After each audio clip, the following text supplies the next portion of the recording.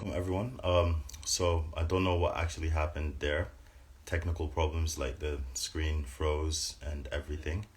Um, so this is Ashraf Khalifa from Sudanpreneur, and we are doing our weekly business experts and creators series. So our special guest today is Larry Fisher, who is a business expert. I'm gonna put down in the comments.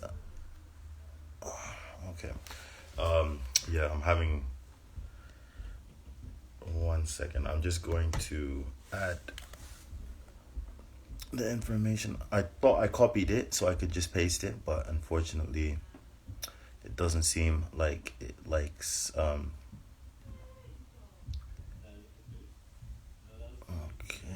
So Larry Fisher also.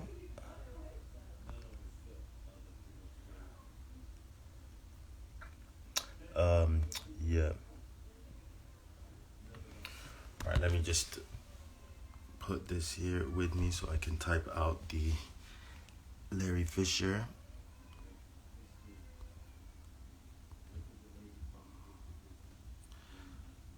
Emotional intelligence and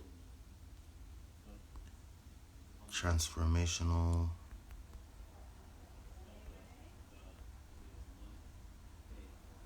transformational leadership expert. Okay. So let me just put that comment down so I can pin it. All right. And I've got Larry's request. Let me just accept him. I think it was on my side. Um, so I see you've joined the room. Okay, you're back online. That's good. Yeah, so sorry about that. Right, we're back and we back. I'm gonna need your We're back. volume now. I've lost your volume. You've lost. Okay, that means you're gonna have to um, quit and then rejoin. Okay, here we go. All right. Um, yeah, really sorry about that, guys. But yeah, I just minimized the page, and then when I went back to it, it sort of ended the live for some reason, which is quite annoying. But hopefully, I still have the live from the previous one. I checked on my archives and it said it was downloading the video. Okay, it looks all right. So it's processing. So hopefully, okay. I'll press now, Larry. All right. Hello. Can you hear me?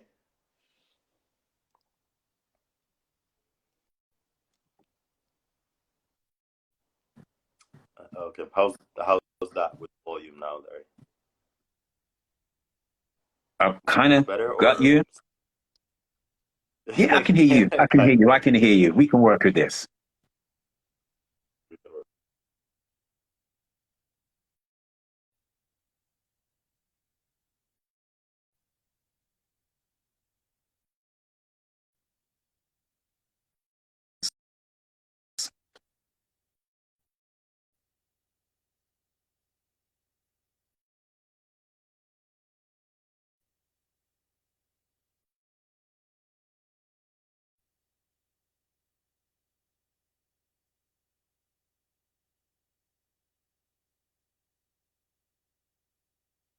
My bad about.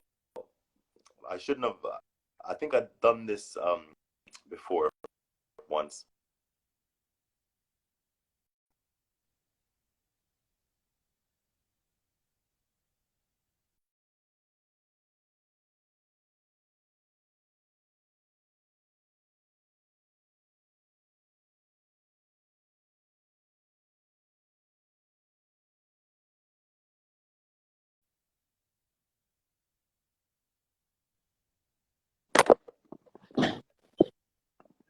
Right. Okay, I got you.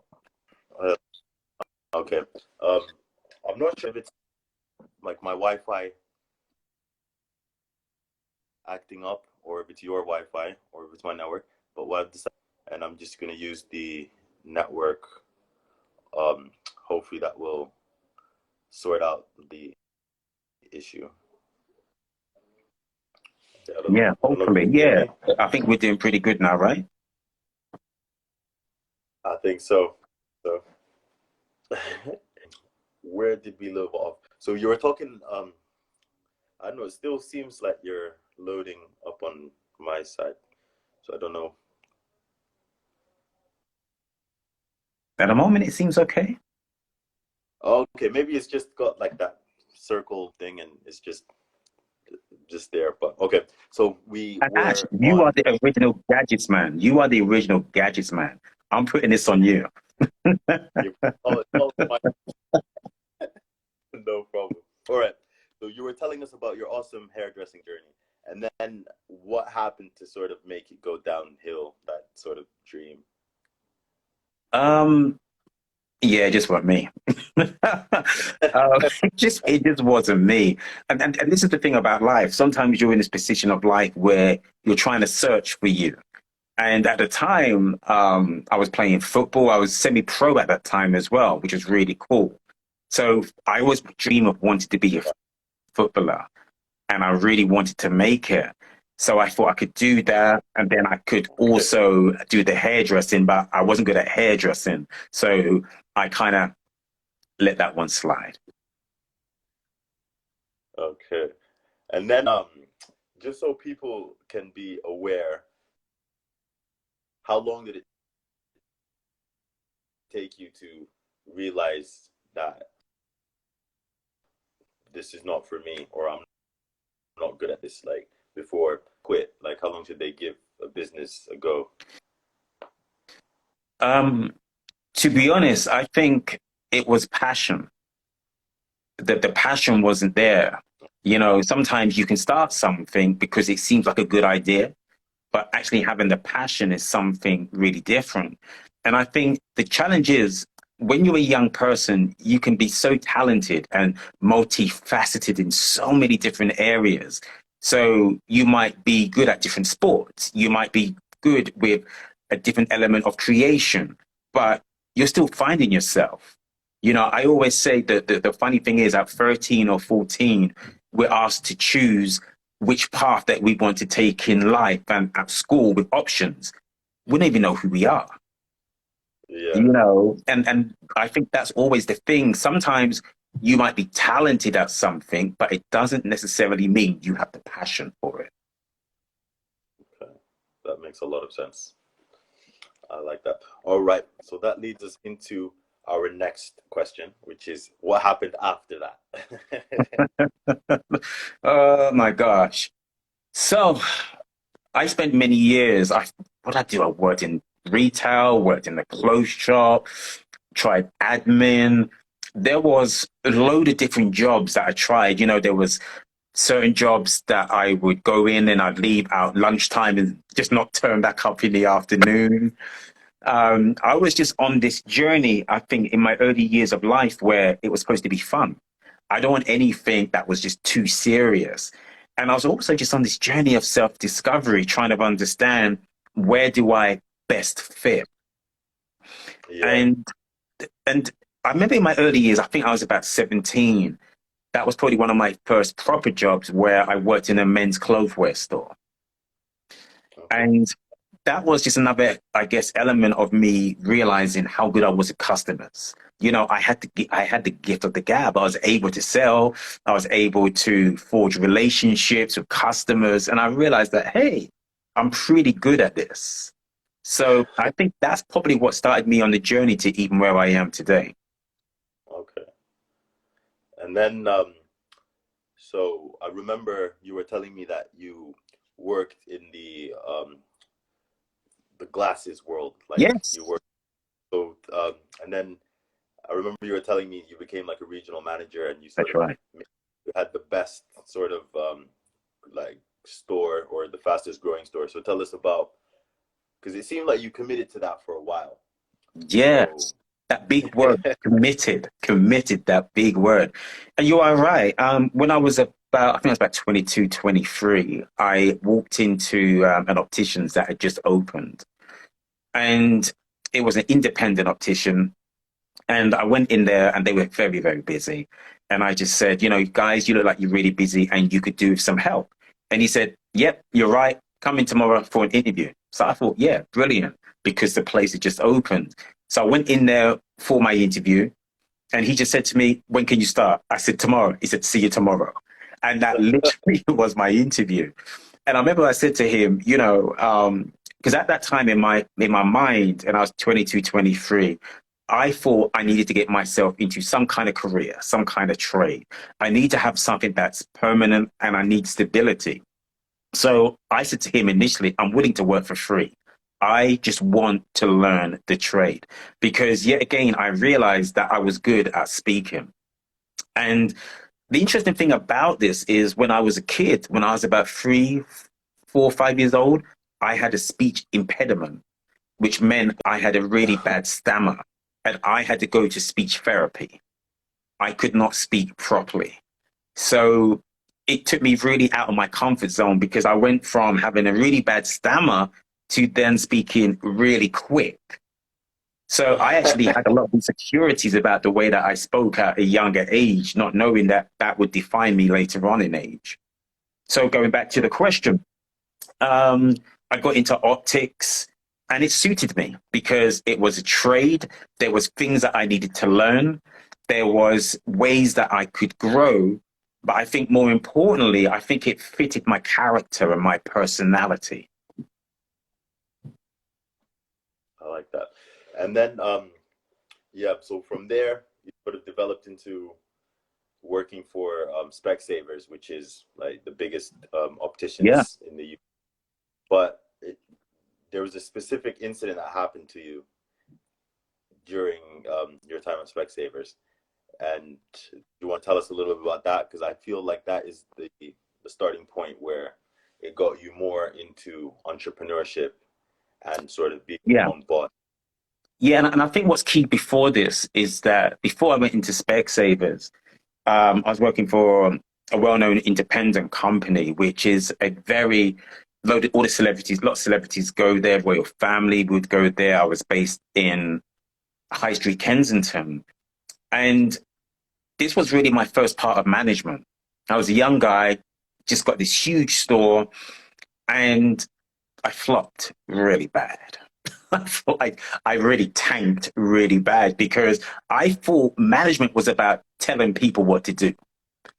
And that was how I did it at that time. I saw somebody else do it, and my thing was that needs doing, that needs doing, you need to do it. I'm not even going to ask you, I'm just going to tell you. And then one day I got a visit from head office that said, yeah, we're going to move you along. We've had a few complaints about your managerial style and it's not quite working for this store. We're not making money and you're not doing too well. The morale is really low. And to be honest, it was one of the best things that could have ever happened to me in understanding leadership because I just thought being a boss was what it was all about. And there's a saying that the boss has the title, but a leader has the people. And I had to learn that way. And initially, I didn't want to get into management ever again because I just thought this was some kind of mutiny. Everybody's turned against me, and I will never put myself in that vulnerable position again. And it took me a little while to get myself off the floor and get back into work. But when you are who you are, what you are and who you are cannot be denied. So the passion came back. And so by the time I joined Specsavers, it was an interesting time in my life where I needed to get back into work. And I started as low down as possible. I just went in there as a little assistant, even though I'd managed before, because I already knew it wouldn't take long for me to get to a place of leadership and management again. And this is about your self belief and your confidence in who you are. I took a low, low, low wage just to get back into a job that I knew I could evolve from. And what was really good, I took over a store that hadn't been performing well at all, hadn't been performing. And I was very fortunate to have a really good team that we was able to put together some real good strategies and turn the store around to make it a profitable store that had never made money before. And we had some fantastic successes in doing that. And because of that, and because my personality, character, and the way that we built the team, head office spotted me, and they wanted me to become part of the team at head office to now go look after about 30 to 35 stores across the northwest of London. That's very, very interesting. Okay. I can relate to a lot of what you're saying in terms of like the challenge of leadership and sort of the challenge of building like morale and then also taking it for granted. Um, because I struggled a lot with that in terms of with Sudanpreneur. But for me, my like one issue I have is that like I only deal with like Sudanese people like exclusively because obviously that's the sort of community I'm trying to promote. And the mindset is very different from my mindset. And I think maybe that's sort of the clash. But if you could go into a little bit of detail about like some of the strategies that you used in terms of like turning the store around, and then whether they could be used in like other sectors or other industries or other sort of areas. Yeah, one of the first things I did was to understand that to lead is to serve. And I wanted to create a platform for everyone else to shine. Whereas before, I wanted the platform for myself. You know, it was about how well I did, how well I was seen, the accolades, the fame. Where for me, it wasn't about that. I want you to win. And that was the first discussion I really had with the team. I want to build a platform to show you how great that you can be. And the reality here also is I don't even expect a lot of you to remain here in a couple of years' time. Because if you are here in a couple of years' time, I haven't done my job well enough. I want you to become the next managers. I want you to become the next directors. I want you to go on and one day we'll have that conversation and talk about where it all started from. So this was all about empowerment. That was the first thing. I wanted to empower the people. The second thing is what I thought was always important to the team was to make sure they understood this is your business. This isn't just my business. This is yours as well. I want you to care for this business as much as I care for it. So what does that mean? Well, let's have socials together. You know, let's make sure that we spend time together. Let's understand each other. So one-to-ones was really important, taking everyone aside and having a one-to-one with everyone and talk about your vision. Because this is the thing about visions. People buy into you before they buy into the vision. So you need to invest into the individuals. They need to make sure that they have somebody that they can believe on. Because sometimes what we do, we want to go in there and talk about our credentials. Oh, I've done this and I've changed this around and I've done this. But I recognize that I'm only as good as my team. So I need to make sure I know who I have working with me. I need to know what are their strengths and I need to know what are their areas of development that are needed. And then on top of that, a training plan. Because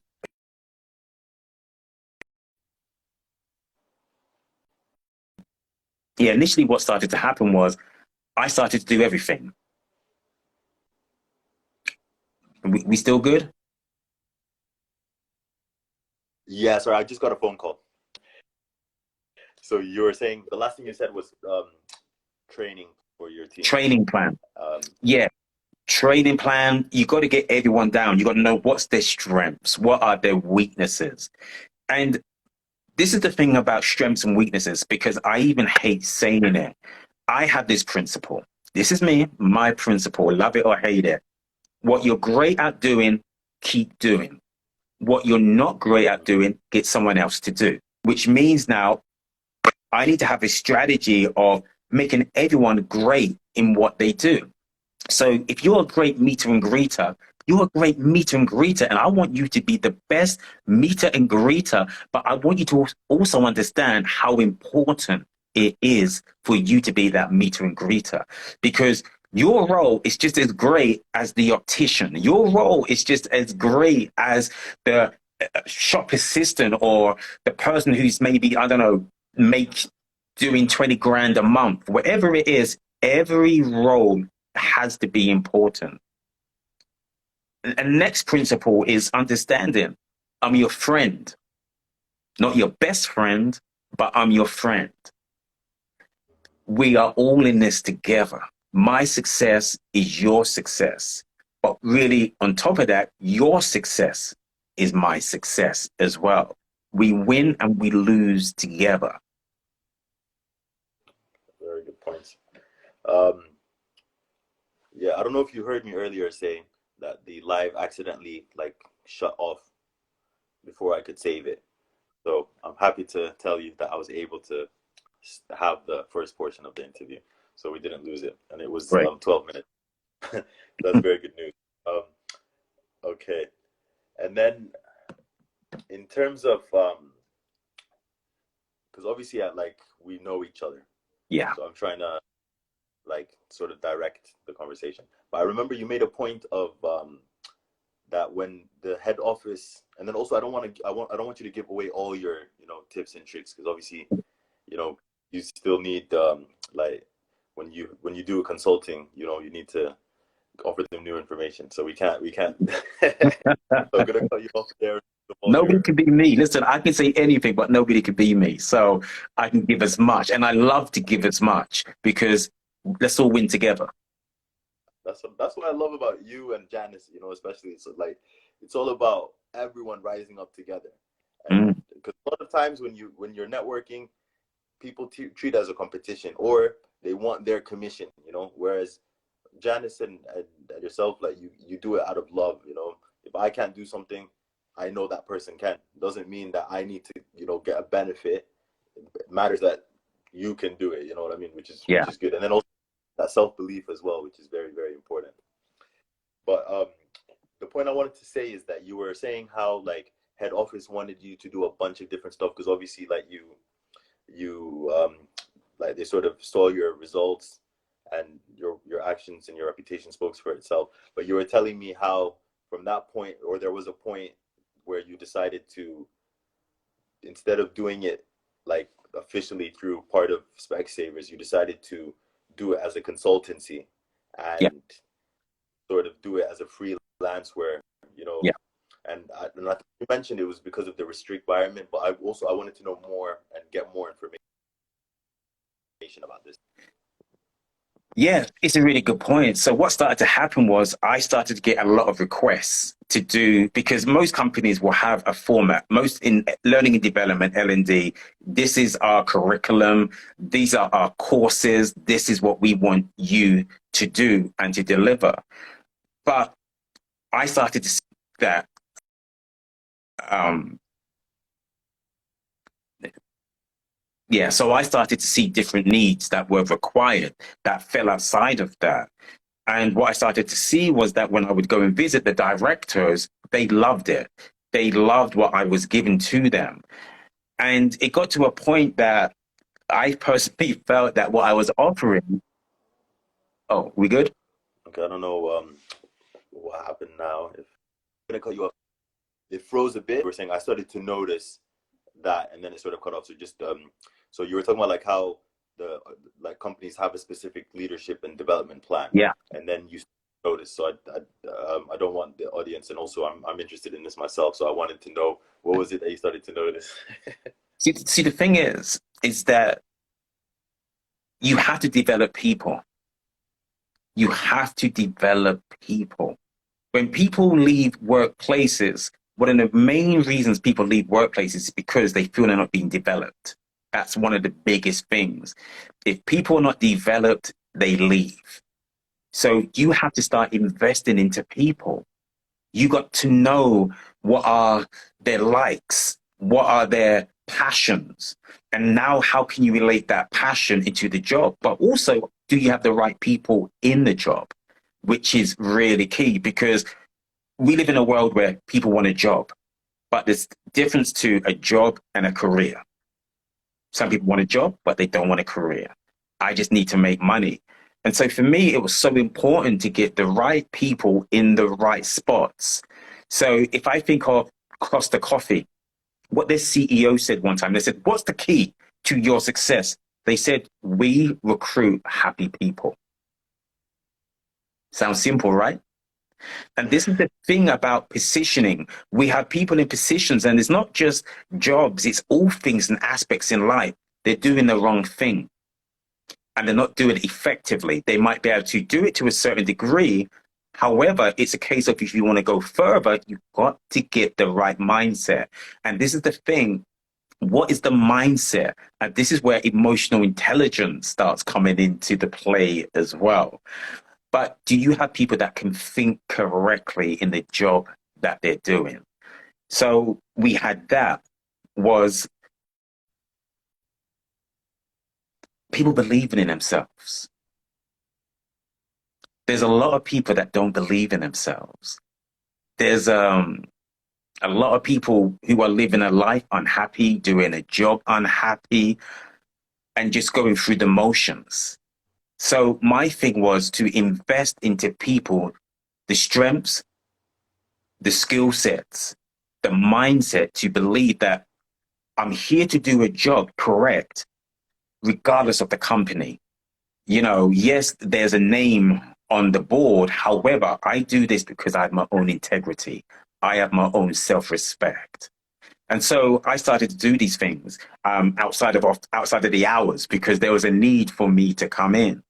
And it got to the point where I started to look at how much they charged for me to come in. And I was like, well, that should be my own personal money because that money goes to the company rather than me. I have my own salary. However, what I'm given is actually worth more. So when I started to see that demand, I made a decision, I'm going to go freelance because I need the freedom, but also my value is worth a lot more than what I'm giving. And here's the thing about value, which I always say, value is dictated by the need of what you have. If there's not a need for you, you cannot dictate a price. If there's a need for what you have, which is the value, then you can enter into the market and say, this is my price. The key thing here is this, Ash. People quite often know your worth. They just hope you don't. And that's how I felt. They played down my worth, but I understood it. 100%. I think that's a big thing I struggle with, and then yeah, I don't want to make it about me, but that's the so then further along your journey. So at first you decided to go freelance, and then you were mostly dealing with like within your within your field, which is the up to man. See, I'm getting tongue twisted, but optometrist, right? Or No, I was still doing some, but the thing is, at this time, because this is the thing, I'm a host, I'm a presenter. I host and I present as well. So I started to get other work coming in. Levy, we need you to host this event. We need you to present this event. And the more I started to do it, the more work started to come in. So what I was able to do was to say, right, okay. And this was the big thing, Ash. This is the big thing. I made a decision to say this because let me be honest. Let me be honest with everyone. I do not like admin. Do not like admin work. Don't like it. Don't like it. And a lot of these jobs had all of this administrative work, spreadsheets, and do. I said, no, no, no, no, no, no, no, no, no. That's taken away from what I can do. So yeah, my thing was, what am I best doing? Speaking. I am a gifted speaker. I know that. I don't need nobody to tell me anything different. I know what I am. And in amongst that, I then also had to look at it and say, what am I not good at?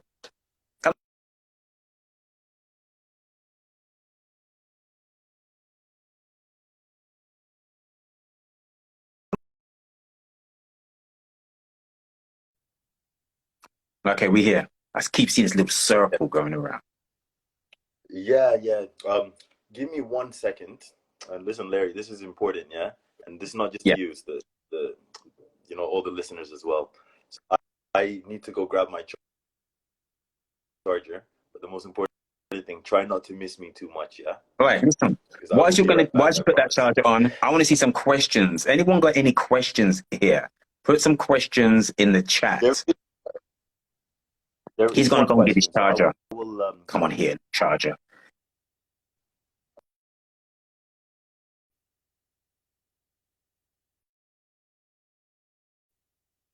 but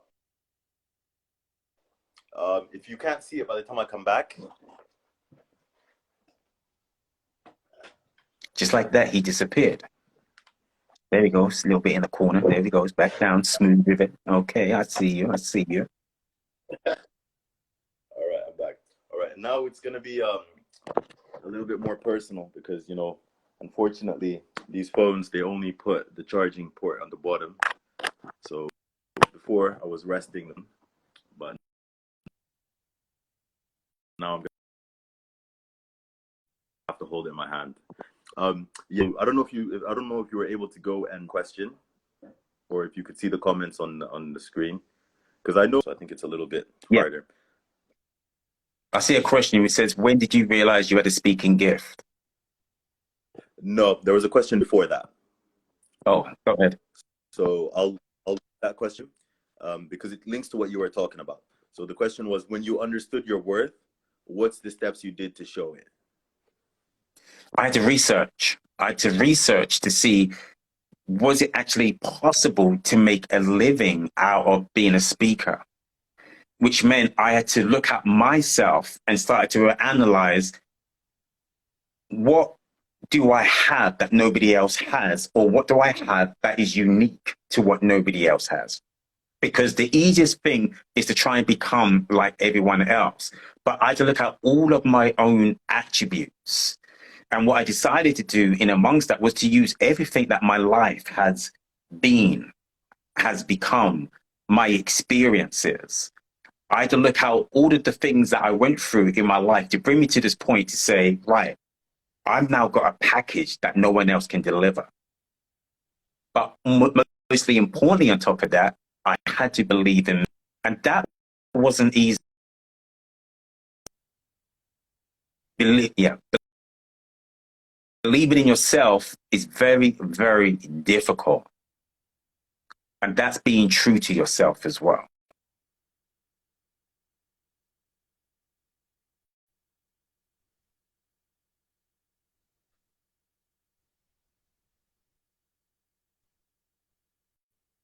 Mm,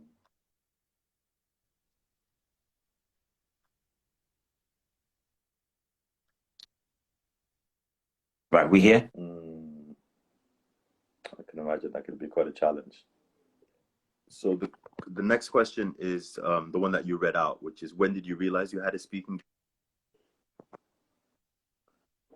again? Okay, I see you Yeah, so you were smiling, but saying, I missed the question just about beforehand. that last bit. So you Also, said was this? believing yourself.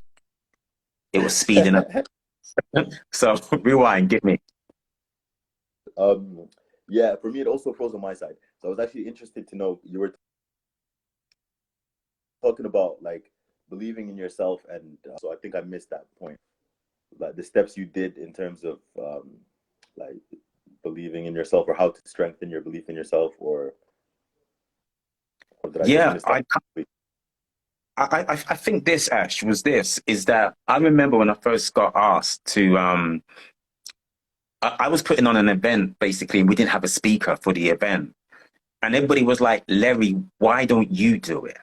And I was like, listen, I'm funny in front of my friends and I can talk amongst my family, but to actually go out and do that, I don't think I can, because, you know, I had an inferior complex. I had a lot of hang-ups, and I didn't think I'd be funny enough. And what would happen if I crashed, basically? And it got to the point where they just said, listen, dude, just go and do it. We know that you can. So I did this huge event. And from the event, somebody gave me their card and said, listen, I host this TV program. And before we go on air, I need somebody to speak to the audience to get to this place, to do this and to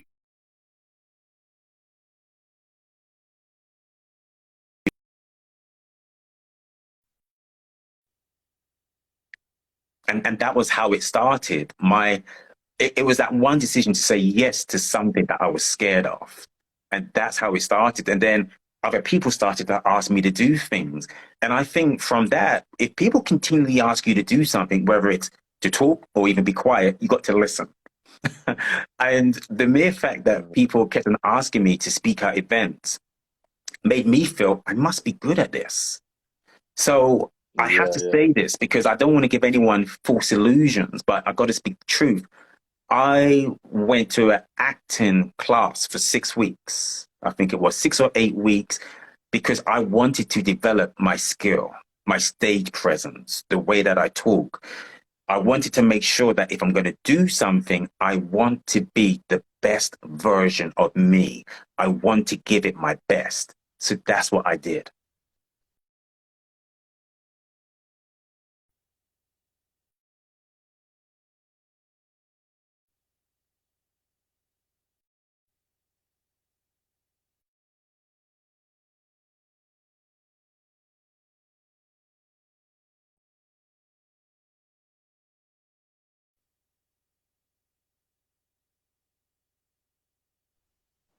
I love it. Um, so going back to that question, which is when you realize when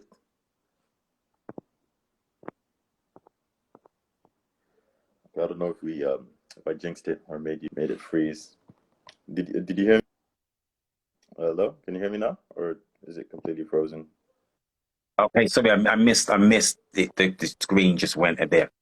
What's going on? No This problem. Wi-Fi. They're trying to get us on the cost of living. They're trying to get us on the cost of Wi-Fi data. They're trying us. So what's the question? Energy. E- Even today, I swear, I'm gonna give this side bit, which is our dad, all right? And literally something I bought for he's here on holiday. So I buy a converter, changes it from like screw top to like bayonet, and it was Right. £1. And now in September, it's now £3. Wow. Here we go. Here we go.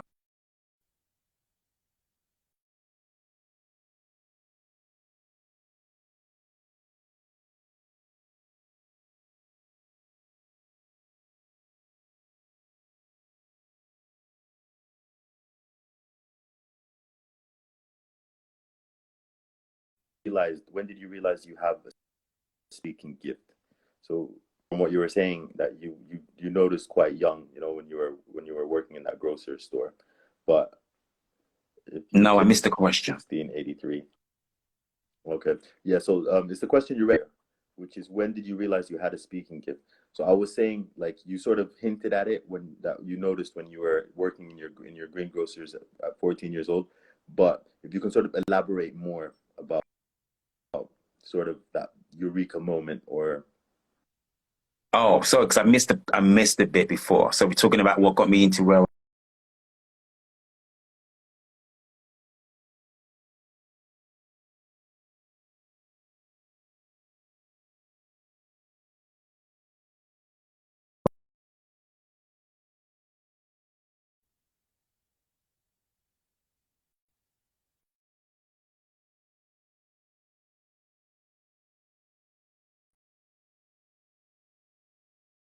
come on.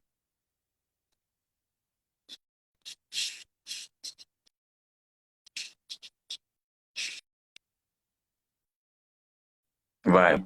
Back.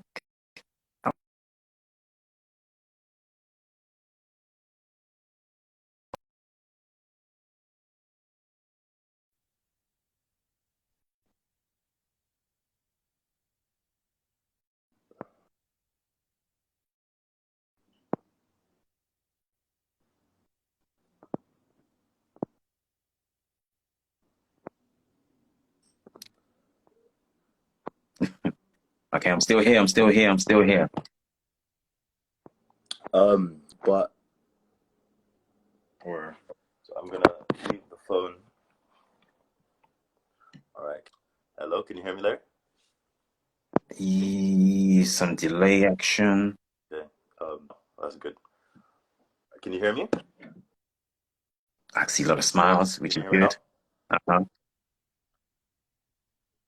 Okay. Um, yeah, I think it's also because I'm moving the phone around, so I've decided to put.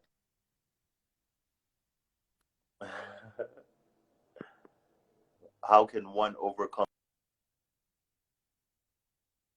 nerves and build confidence when giving a speech? So those two questions are, and then we also got a third question. Someone was giving an answer to a question, which is just to do it because if you don't, you will never know what you're.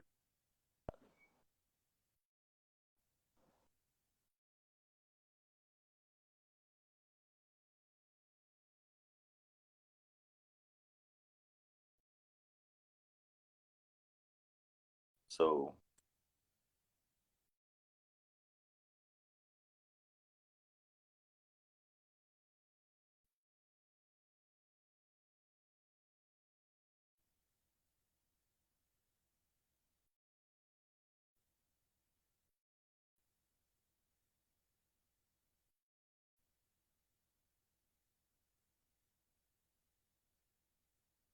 happy and excited because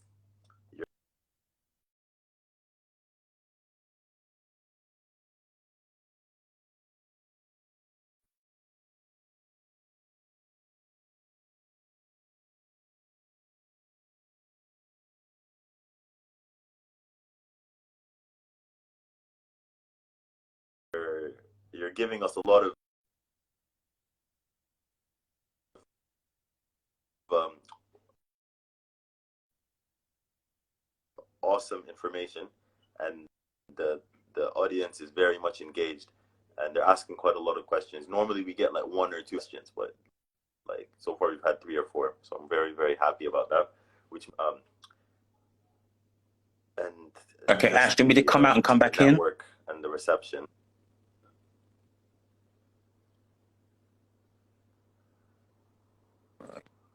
Right. Are we Larry, can you synced? hear me?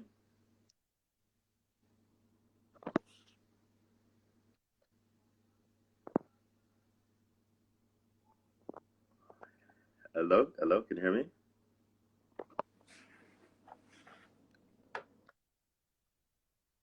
Yeah, done the live and start another one. Okay. At the moment, are we good for the moment? All right, let's try for the moment, and then if it cuts up again, and then just try leaving, and then I'll add you in. So the first, it's a two-part. Well, I mean, technically, it's two questions from two different people, but they're kind of linked. So the first question was, when did you think? When did you find you had like the a good speaking voice? But let me just read the question so that I'm phrasing. So the question is, when did you realize you had a speaking gift? Oh, All right. I missed that first How question. can That overcome first question. First question again.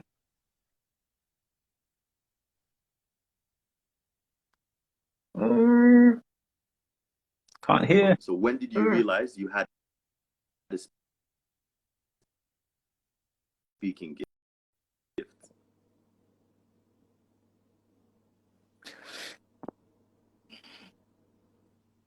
Okay.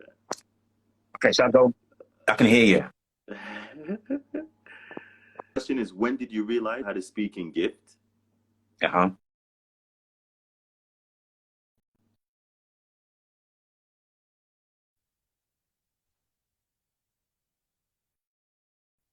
Mm.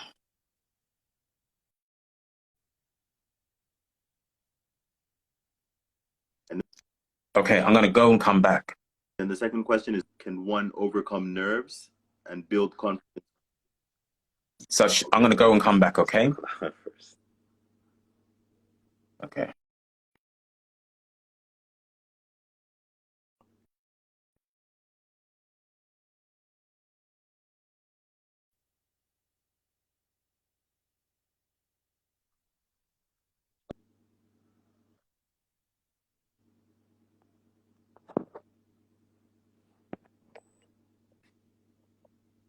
reason for it, especially seeing as we're in England and we're both in England.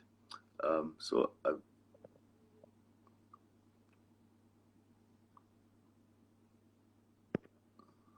okay, yeah. So it seems like we are having a reduction because we're getting a lot of engagement from everyone. Sorry, Rodiger too. At the moment, um, I can't accept requests because this is meant to be with Larry. Um, all right, let me just accept Larry, and hopefully now everything. Okay, good. He's saying that the reception and the signal is better now, which means it's not on my side, which is a good. Okay, Larry, you've joined us, so I'm back. um, we're back, What's going back on? bigger. What's going on? The devil's a liar. It's like one of those turn it off and turn it back on again I situations by know. the look. It's because there's so much All goodness to come out of this conversation that the world. Anyway, I won't get into that. But yeah, there's a lot right. of good things to come out of this. The world's not ready for it. They're trying to jinx it as much as Really. possible. So what I was saying to you, you probably didn't hear me, but I was saying like normally we get one question, maximum two. So I was saying this discussion is very, very good and awesome, which and there's a lot of engagement. So we've already had like three.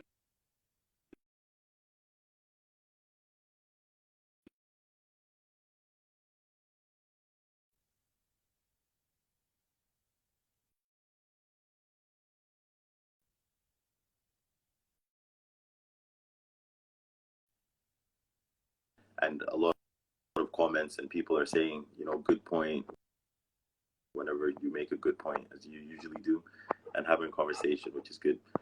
Just before I wanted to reply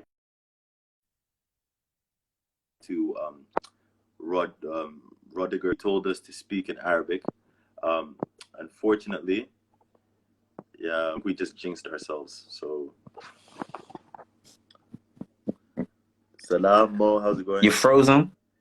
I can hear you. We're almost there. We're almost synced. We're almost in sync. Well, Okay, let's go.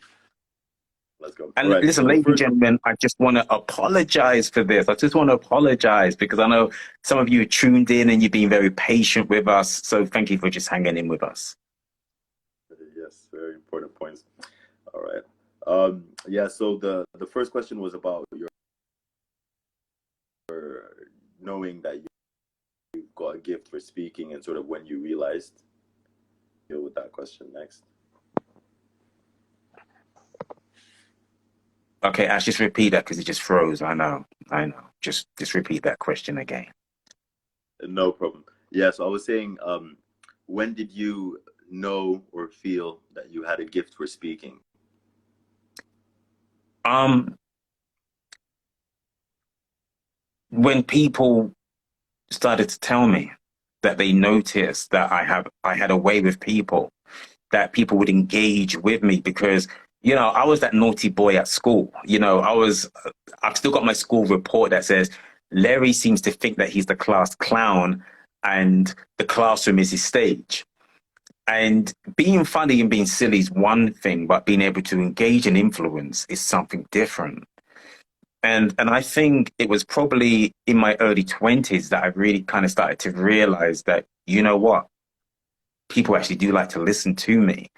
But I think at that time, once people would like to listen to me, I didn't have enough about me to keep them engaged. I didn't have a chosen subject matter. I didn't have a point of view. It was a case of I know how to communicate, but it took me longer.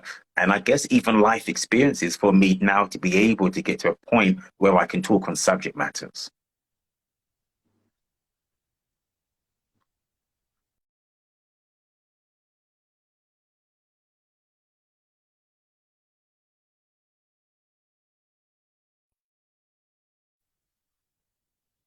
Mm-hmm. All right. If saying, and now it seems to have frozen, but I don't know if you can hear me. But I If you can got you. hear me, then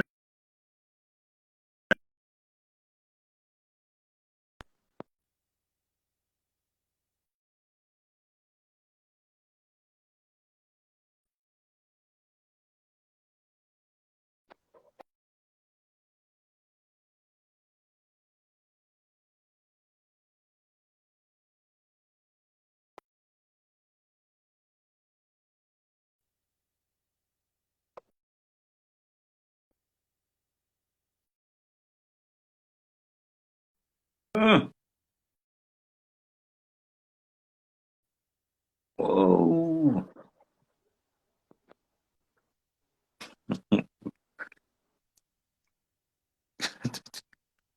All right, listen, Larry, I'm gonna can you hear me? Okay. What I'm gonna do, right? And then I'm going to start another live. Okay. Hopefully that will fix the issues that we're having. Rejoin us back in about a minute or two, and that will give us Okay. opportunity to well. Sorry, everyone.